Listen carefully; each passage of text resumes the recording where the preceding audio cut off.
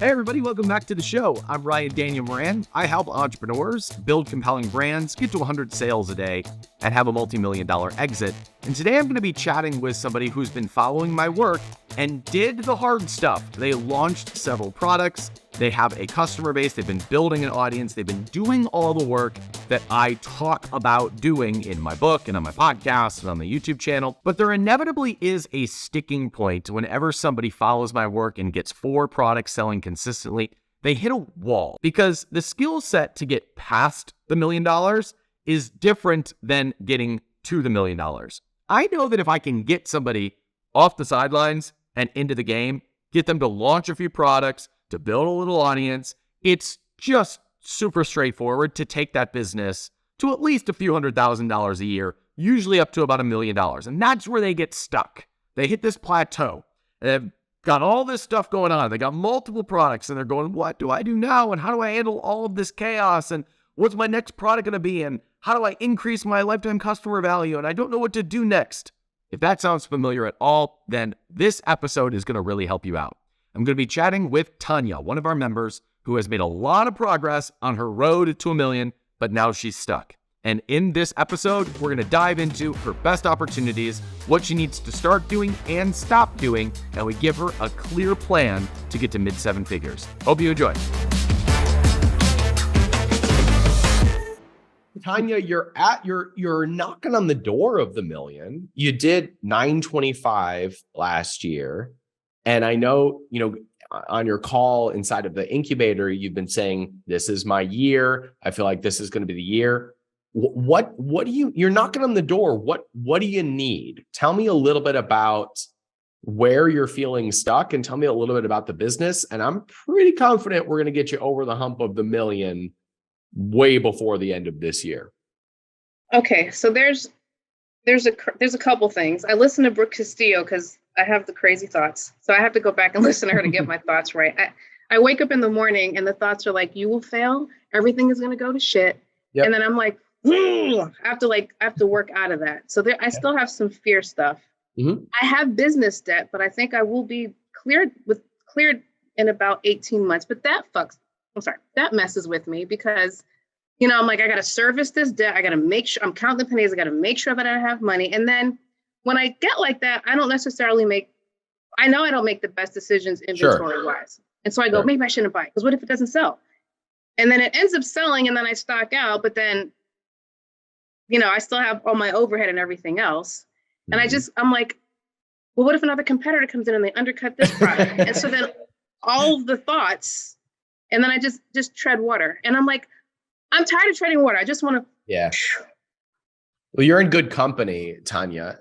I think most entrepreneurs have days, months, even years like this. And I'll even tell you, Brooke Castillo said to me personally once when we were sitting at dinner, she said, Ryan, most businesses have debt. Like any public company has debt. Most private companies have debt. Like debt is just a tool. So thought-wise, what's going on with you is you are mixing your personal financial situation with the business financial situation. Because objectively, what you're saying is that the business situation is actually fine. You're profitable. People buy your stuff. You have customers who like and come back. When you buy inventory, you sell through it. And then personally, you're like, okay. And so the first thing mentally is that I would encourage you to practice seeing the business as separate from Tanya, right? Tanya's always going to have thoughts and junk, and Tanya's always going to be growing, and Tanya's always going to have challenges, and Tanya may go through ebbs and flows in her financial situation. But if Tanya's removed from the situation, the business is actually very healthy. Would you agree with that, or am I missing something? No, it's healthy. When I look at my profit margins, and I listened to almost the entire Road to $1 Million podcast this weekend. And I'm like, okay, I have cash flow issues at times, but I'm a profitable business and I'm not racing to the bottom in Amazon. People buy our stuff. The margins are there. I just get caught up with oh, I need more money, or, I'm not going to spend here, or this month is really low. And then, the bills go up, or I have to, I'm still servicing this debt. And then I have a complete freak out. But if I pull it all the way back and I go, if I take away my debt and I look at just my margins, it's good. Good. So you're doing your job, which is thinking about protecting the business. So the next time those thoughts come in, you can just practice the thought, this is my job. My job is to protect this business. And if you can see yourself as the CEO of this company whose job it is to protect this business, you're doing a good job. And you as a person, of course, want to make more money. You want to have a certain life for your family. You want to be free of worry. But those two things are separate. This is the weird thing about money, right? When it is just a jumbled mess, it can make us feel more stressed than before we ever even started a business. We like to think that the business is going to set us free, and it can. But most entrepreneurs are trying to extract money out of the business so that they can have the life that they want, rather than seeing the money in the business as the fuel that's going to create more cash flow. And that cash flow is what is going to set us free. That's why I'm encouraging Tanya to separate how she views her personal finances and the business's finances. The business needs that cash more than she does. So I encourage her to address her personal finances in other ways. One of the worst mistakes that early entrepreneurs make is trying to take too much money out of the business too early. Your best investment is your business. You want to keep as much in there as possible so that you can continue to grow that thing that is going to set you free for life.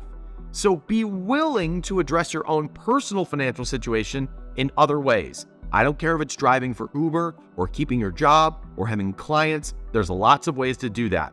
But keep your money in the business until it's spitting off enough cash flow to justify you going full-time.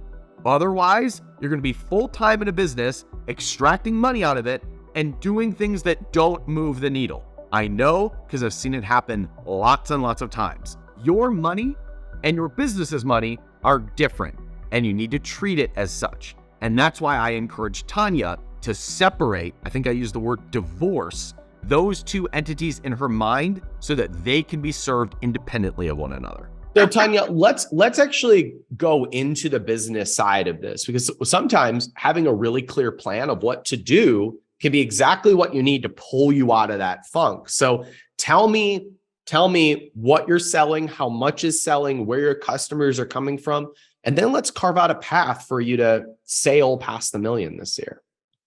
Okay, so our niche is birthday outfits. They're on Amazon. And I have 5 kids. So I started off selling twin outfits because I have twins. And then quickly realized that that's not as big as the market. And my customers are asking for a lot of birthday stuff. So I just pivoted to birthdays. And that's when sales took off. And I stopped working out of my house and I got a commercial shop. So we're doing, on a great month, I might do 2,500 units. Around Halloween, we'll get to around 3,000 units. And Halloween is our best season. Okay. My price point is about $26. And so a great month is about 100,000 in sales, which I hit in Halloween. Right now for January, we're at 77,000 in sales. Okay, great. That's great. What is selling the most right now? When you look at a great month of 80 to 100,000 in sales, where is most of it coming from? I'm so glad you asked, because I don't have a hero SKU that sells like 80%. I actually did an analysis. My top SKU sells 11 to 12%. I just have a bunch of products that sell consistently and reliably all year long. I don't have one thing that knocks everything out the box. Okay. And is it mostly the birthday stuff? It's all birthday. That's all. It's all birthday stuff. So I took a look at your store, and it's cute tops for 1 and 2 year olds, with like really adorable phrases on them. Is that the bread and butter? That's the bread and butter. Okay. Do you know if a customer buys once from you, or do they come back and buy from you again and again? They come back. It's a little hard to track on Amazon, but I know they come back because they'll say, like, I bought the same outfit from for the past 4 years. And then I'll get messages in my social. Hey, you doing something for Valentine's Day? You doing something for Christmas? You have something going for Easter? So I know they want more. Okay. In this part of the conversation, I asked Tanya about repeat customers because this is a big sticking point when you're at the business level that she is. You need to know that a customer that you acquire is going to come back again and again, rather than just finding you on Amazon, clicking a button, buying from you, and then disappearing. This is a big sticking point for a lot of entrepreneurs. They're selling stuff on Amazon, but they don't really know how their product fits into the life cycle of that customer. So there are ways to change the way that you show up for your customers and for your leads that will increase the amount of money that they spend with you. Short term, Tanya wants to drive up her revenue and profit. Long term, we want to increase the brand value and the customer life cycle. That is what's going to help her build a long-term brand that she can scale or sell. So listen to this next part where we talk about how she can continue to drive up her Amazon sales, but change her approach so she's building long-term equity, long-term profit, and ultimately her brand's valuation. Are you creating any content? Are you building an audience in any way, or is it just the store? So my assistant here is taking on our social media right now. But ironically, she took a course in social media management and she found me on my Instagram and said, I want to work for you. And Okay. so after my call with Stan, I thought, you know what, let me just put you to work at what you're good at. And so she's taking on doing our TikTok and our Instagram to grow that. And Stan's advice was get some money on it, get to 10,000 followers, and then start doing weekly lives and offering giveaways because your moms are living on Instagram. So between the social and my email list, I want to grow that community. Tell me what you think you have to do in order to grow on social media. And then I'm going to make this a lot easier for you. Well, what I think I have to do is grow to my 10,000 followers. Get Have all to these grow. people. Yeah, I've got to grow. I've got to have a community. I've got to have an audience. I have people that want to come back and buy, so that when I have inevitably have the competitors, which they crop up, I've got competitors. They come in, they rip my designs off, and I do see my sales drop. But if I've got my audience of loyal followers who like and love me and trust me, and I'm guiding them on their journey, I'm not in a race to the bottom, and they will continue to buy from me for eons to come. Okay. So do you realize that all of your expectations around building an audience are about staving off a problem? Yes. You're basically saying I need to build a defense against competitors who are trying to. So the entire time that you are trying to build an audience, you're actually doing it in resistance to the competitors coming in and undercutting you. There's no service in that. There's no playfulness in that. There's no giving to that. You're staving off against an inevitable problem that you believe you will face. So what type of content are you posting to build this audience? We do some fun stuff like meet the maker, like watch my boss asleep on the couch, or like look what we're designing today, or new stuff. Okay, good. It's fun and playful. It's Okay. it's a lot of like a day in the life, some mom boss, girl boss stuff. And hey, by the way, we're making some new designs here. And how long have you been doing this? A solid month. Okay. Okay. All right. So we don't have a whole lot of results to go off of here yet, but this is where I want to go with this. And I think you're going to really like. I want you to start showing the customized stuff that you are sending out to these parents. Okay. And that can be videos from the factory, videos that you have in your commercial space, or videos that are submitted to you from people who get them. Okay. Because if you can get a video that shows, do you know that we do customized shirts for kids every time someone buys from us? How do you get a customized shirt? Yeah, I can see your face. Anytime you buy from us on any platform, we do a customized shirt for our people, and you show a reel of all of the people who submitted their customized shirt. Do you have any idea Yes. how raving a fan you're going to get from somebody who buys from that. All right, this is the part where we start combining audience building and content creation in a way that is going to build a lot of raving fans. Raving fans are the difference between someone talking about your brand as just something that they bought on Amazon versus someone recommending your brand specifically to all the people that are like them. That is what creates that long-term brand value that is going to create the profit and the valuation of the business that you ultimately want to have. But raving fans are built when you go above and beyond the call of duty. At a restaurant, you give big tips to the people that go out of their way to serve you. E-commerce is exactly the same. People will defend and fight for the brands that they feel represent them specifically, them who they are on a journey, and also them as individuals. This is why I'm encouraging Tanya to do something very unique in her business in order to cultivate raving fans. This is hard to justify for a lot of entrepreneurs early in their journey because they don't see an immediate ROI from this behavior. But if you do this over the course of a year, you will build a raving fan base that supports every single product that you launch, and they will bring everybody else in the marketplace with you, which gives you a lot more predictability for every product that you launch and for the consistent sales that you get each month. So we've covered the audience building side for you pretty extensively, but it sounds like where you want to be in the business is in the place of just creating new outfits, creating new offerings for these kids and these parents. Yeah. What resistance or hesitancy do you have over doing that? Do you feel like you need to be going in a specific direction in order to do that? Or what else is holding you back from just like new thing, new product, new outfit? Two things. I get very bogged down in the day-to-day. Mm-hmm. We have a lot of SKUs and we have a lot, I have Yeah. a lot of inventory management. And this was the first year we used to do everything here. Last year was the first year that I transitioned to having my stuff made completely manufactured overseas and sent to Amazon, which I encountered a whole different set of problems than I had doing my own stuff here.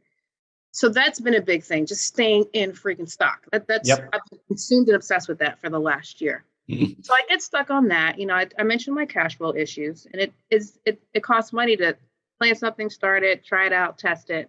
And then those holidays move. So if I don't have something in place, you know, for Valentine's Day, it doesn't sell, I don't want to put a bunch of money in it just to have stock waiting for next year. I get it.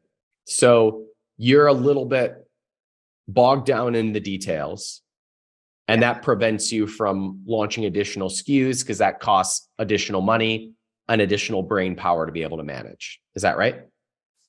150,000%. Okay. You like that number. I love it. So here are your options, Tanya. You could take a beat, meaning like you could say, I'm not going to create any new products for a little bit. I'm just going to solidify what I've got.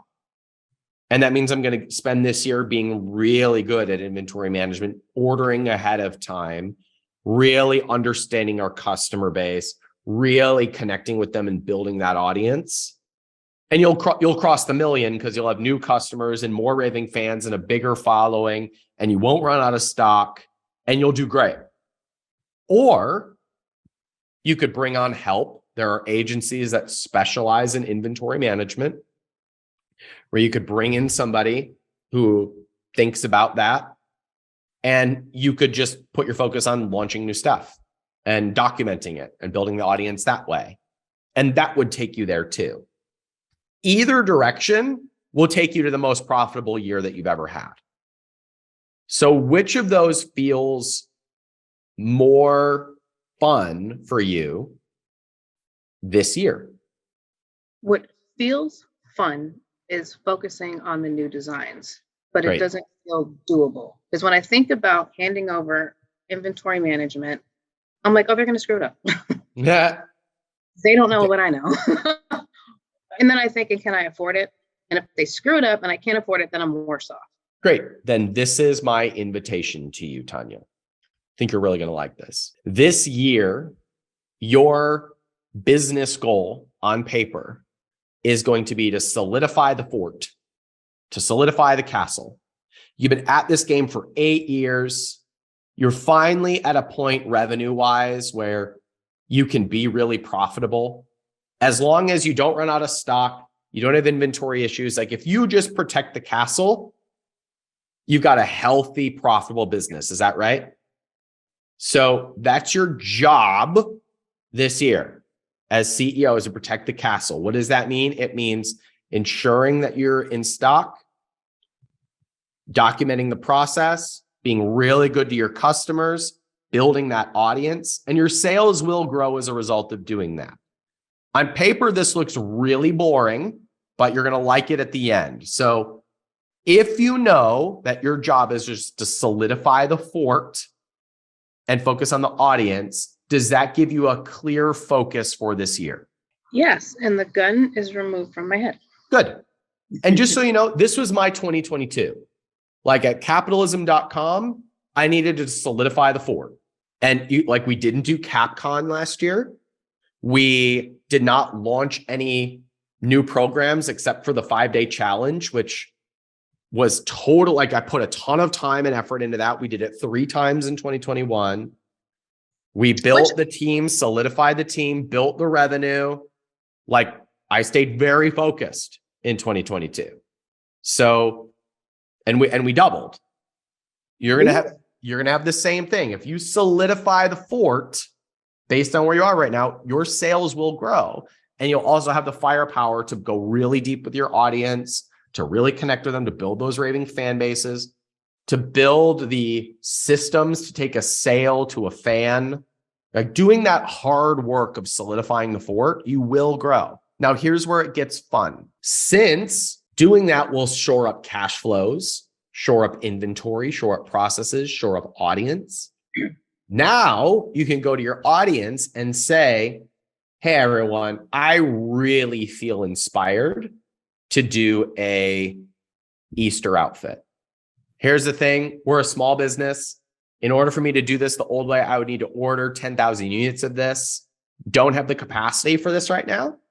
So all I'm going to do is I'm just going to do a pre-sale run. If you want one, go to this website. You can fill it out, and then I will place the order in time for you to have it before Easter. And so you don't put up any cash. I love it. You don't put up any effort except the design, which you love, and you only pre-sell it.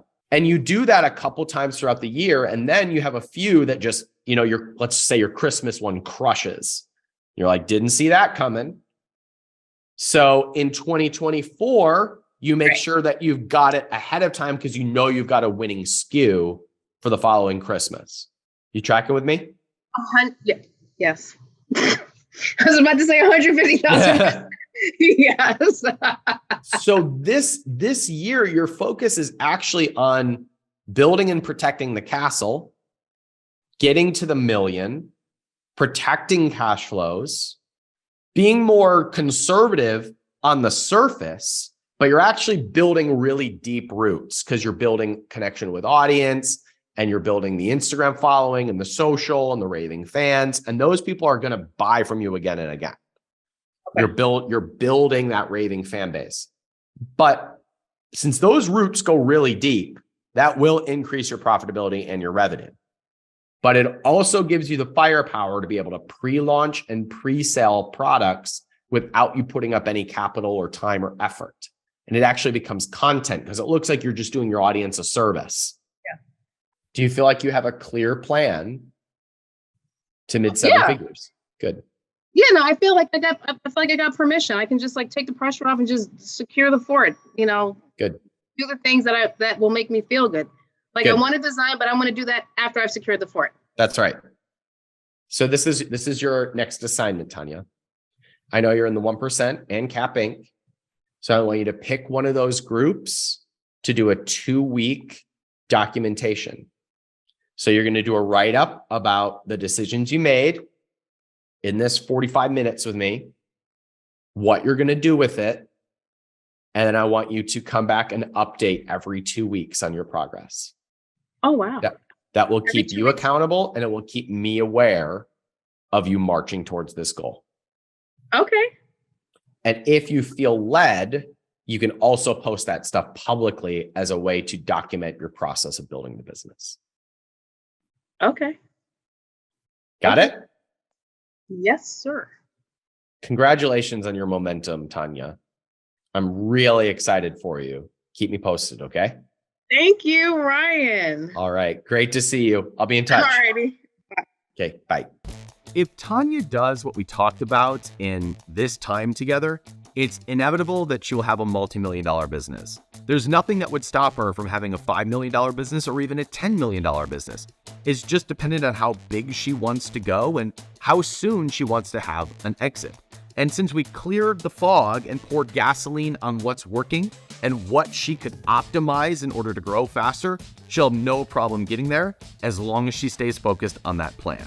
If you're seeing yourself in Tanya and you'd like to go through the same journey that she went through, Tanya got involved in our Capitalism Incubator, which is where we help brand builders build companies that they can sell. If you want to find out what we do and get on the waiting list, you can find out more at capitalism.com/inc.